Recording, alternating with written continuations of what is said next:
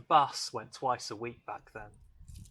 A return ticket to Hollywood from a stop by the village well long since succumbed to a housing development that seemed so modern at the time. Chippy often got him telling me stories from his youth. Bold and retold memories, deep fried in my hungry naivety. Him and his friends, they'd wait for ages sometimes. They had to get to the bus stop early, stare down the road in the hope it hadn't passed already, and if they were lucky, they'd catch the coal merchant's bored horse skulking off alone again, or the rag and bone men looking for a bargain. Far cry from the far-flung cinematic worlds of sharp suits and femme fatales awaiting them after the town centre chippy. A fortnightly tale of its little speciality of fish, chips, bread and butter, and a cigarette. In my still warm fish, I'd taste his way back when, as if the crunch of teeth on batter could take us back to the bus again, where the bright-eyed stars of an old man's tale made him 15 again. Is it all unveiled?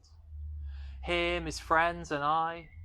Oh, we'd munch away on sustenance served in yesterday's smudged-out headlines. He'd be as black and white and mid-Atlantic spoken as the movies he saw in between the removable letters above the foyer door and the black dots flashing every 15 minutes to change the reel once more. I'd ask him all the questions I never thought to ask him at the time, with both our lives ahead of us, instead of only mine, over fish, chips, bread and butter, and a cigarette. His factory working, water fetching, vegetable picking ways, Sundays to Fridays, alternate Saturdays left him just enough for the bus, food and matinees, but still less than the pocket money not paying for my still warm fish, served in paper so plain it became the canvas for stories lost between then and those days. My still warm chips, the B feature to a bit of time with the him I never knew.